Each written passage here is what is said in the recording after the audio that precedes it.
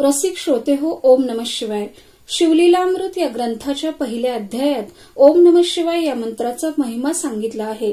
यावर आधारित कथा अशी आहे की फार वर्षापूर्वी मथुरेला यादव वंशातील दाशार्य नावाचा राजा राज्य करत होता. तो शूरवीर पराक्रमी होता, प्रजादक्ष होता, प्रजेमध्ये प्रिय होता. त्याची पत्नी कलावती, ती काशी नगराची राजकन्या होती, सुंदर होती, धर्मतीर्थ मानणारी होती. एक दिवस त्याने आपली पत्नी महाराणी कलावतीला महालात यावे असा तातडीने निरोप पाठवला, पण राणी आली नाही. राणीने आपल्याला नकार का बरे पाठवला असा राजाला प्रश्न पडला. त्याने राणीकडे जाऊन विचारणा केली. म्हणाला, शृंगारवल्ली शुभांगी, ममतनु वृक्षासी आलिंगी, उत्तम पुत्रफळ प्रसवसी जगी, अत्यानंदे सर्वान देखता. तुझ्या मनात माझ्याबद्दल राग किंवा किंतु तर नाही ना? आपल्याला चांगला रूपसंपन्न गुणवान पुत्र व्हावा असे नाही का तुला वाटत? त्यावर राणीने राजाला आपण शंकराचे व्रत धरले आहे, आपण व्रतस्थ असल्याचे सांगितले. राणीचे बोलणे नीट न ऐकताच राजाने राणीला आपल्या बाहुपाशात ओढले. तेव्हा आश्चर्य काय घडले, राजाचे अंग भाजले. राजाने राणीला विचारले, राणी हा काय प्रकार आहे, याचा आम्हाला खुलासा हवा आहे. तेव्हा राणी कलावती नम्रपणे राजा दाशार्यास म्हणाली, महाराज आपण रागावू नका, मी सारं काही आपणास स्पष्ट करून सांगते. दुर्वास मुनी हे माझे गुरु, त्यांनी मला जप करण्यासाठी पंचाक्षरी मंत्र दिला आहे. त्या मंत्राचा सध्या मी अहोरात्र जप करते आहे. मी स्वतः आता त्या जपामुळे पावन झाले आहे, अतिशय पवित्र झाले. मी संपूर्णपणे शुद्ध आहे. माझे सर्वांग चंद्राप्रमाणे अतिशय शीतल आहे. पण महाराज, आपली काया आपल्या मनात निर्माण झालेल्या पापामुळे अपवित्र झालेली आहे. आपण कधीही चुकून सुद्धा शंकराची पूजा अर्चा केली नाही. अभक्ष अधूनमधून भक्षण केलेले आहे. गुरुकृपेमुळे मला आता त्रिकाल ज्ञान प्राप्त झाले आहे. आपल्या हातून कधीही व कोणत्याही प्रकारे गुरुसेवा झालेली नाही. तेव्हा राज्योपभोगानंतर आपल्या नशिबी नरकयातना आहेत, ते अगदी सत्य आहे. दाशार्य राजा कलावतीचे बोलणे अगदी बारकाईने लक्षपूर्वक ऐकत होता. आपले दोष आता स्पष्टपणे त्याला दिसत होते. कलावतीचे बोलणे ऐकून आता त्याचे मन पश्चातापाने पावन झाले होते. म्हणून गंभीरपणे तो कलावतीला म्हणाला, प्रिय कलावती, तू मला तो शिवमंत्र दे, म्हणजे आजपर्यंत जी जी पापे मी जाणते अजाणतेपणे केली त्याचा पूर्णपणे नाश होईल व त्यायोगे माझ्या जीवनाचे सार्थक होईल. तेव्हा राणी कलावती राजा दाशार्यास म्हणाली, महाराज, तुम्ही माझे सर्वस्व आहात, नाथ आहात. मी तुमची दासी आहे. धर्माप्रमाणे तुम्हीच माझे गुरु आहात. तेव्हा मी तुम्हाला धर्माचरणाच्या विरोधी वर्तन करून मंत्र देऊ शकत नाही. तर मग मला मंत्र मिळवण्यासाठी काय करायला हवे? नाथ, मी सांगते ते नीट ऐका. यादव कुळात गर्गमुनी नावाचे श्रेष्ठ ऋषी आहेत. ते अतिशय विद्यावंत आहेत. तेव्हा आपण आता त्या गर्गमुनींना शरण जा आणि त्यांच्याकडून स्वतःसाठी शिवमंत्राची दीक्षा घ्या. कलावती राणी नम्रपणाने म्हणाली. राणीचे हे बोलणे ऐकून झाले आणि मग राजा आपल्या राणीसह गर्गमुनींच्या आश्रमात जाऊन दाखल झाला. आपल्याकडे एक महान राजा येतो आहे हे पाहून गर्गमुनी त्या दोघांना सामोरे आले. राजाने त्यांना साष्टांग नमस्कार घातला व हात जोडून नम्रपणे गर्गमुनींसमोर उभा राहिला.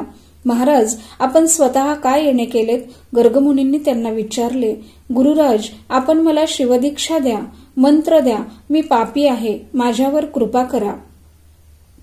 अशा तऱ्हेने राजाचे अत्यंत नम्रतेचे बोलणे ऐकून गर्गमुनींनी त्याच्या पाठीवर ममतेने हात ठेवला. तेव्हा राजाला अतिशय धन्य वाटले. त्या दिवशी राजाने मुनींच्या येथेच मुक्काम केला. दुसऱ्या दिवशी गर्गमुनींनी राजाला पवित्र अशा गंगा यमुना नदीत स्नान करून येण्याची आज्ञा दिली. मुनींनी केलेल्या आज्ञेप्रमाणे राजा व राणी यमुना नदीमध्ये स्नान करून बाहेर आले. मग एका अतिशय भव्य वृक्षाखाली गर्गमुनींनी दोघांकडून विधिवत यथासांग शिवाचे पूजन करून घेतले. राजा राणीने भगवान शंकराला हिरे माणकांनी अभिषेक केला. उत्तम वस्त्रे, दागदागिने व भरपूर दक्षिणा वगैरे देऊन गुरुची मनोभावे पूजा केली. जणू काही कुबेरानेच आपले भांडार इथे ओतले आहे असे तेथील अपूर्व असे दृश्य पाहून वाटू लागले. गर्गमुनींना दाशौरी राजाने अतिशय नम्रपणे लावून नमस्कार केला. गुरूंनी राजाला प्रेमातिशयाने आलिंगन दिले. त्याच्या मस्तकावर आपला उजवा कृपाहस्त ठेवला व प्रसन्न होऊन राजाला शिवमंत्र सांगितला. त्याबरोबर दाशौरी राजाचे हृदयात ज्ञानरूपी चंद्र तेजाने प्रकाशित झाला व मनामध्ये असलेला आतापर्यंतचा अज्ञानाचा अंधार नाहीसा झाला. राजा जसजसा मंत्राचा अहोरात्र जप करू लागला तसतसे राजाचे शरीरातून वास करून असलेले पापरूपे कावळे बाहेर पडू लागले.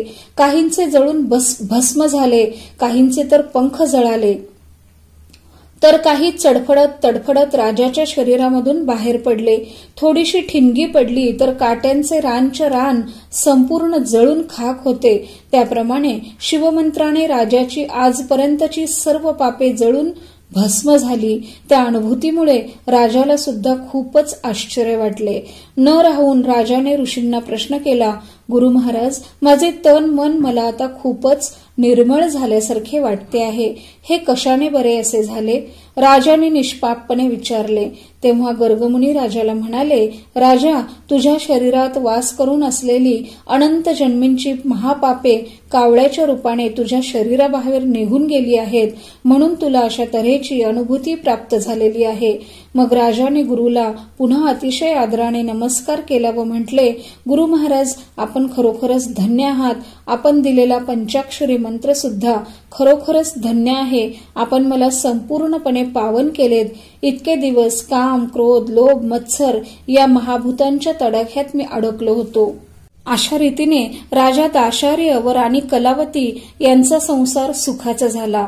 ओम नमः शिवाय हा मंत्र सर्व मंत्रामध्ये अतिशय श्रेष्ठ असा मंत्र आहे. तो मंत्र राज आहे. या मंत्राबाबत विशेष गोष्ट अशी आहे की याच्या उच्चारणासाठी लिंगभेद, स्थानभेद, परिस्थितीभेद इत्यादी कुठल्याही प्रकारच्या भेदांचे बंधन नाही.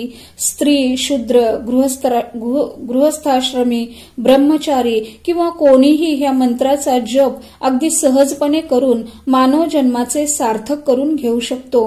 या जपाला वेळ काळाचेही अजिबातच बंधन नाही.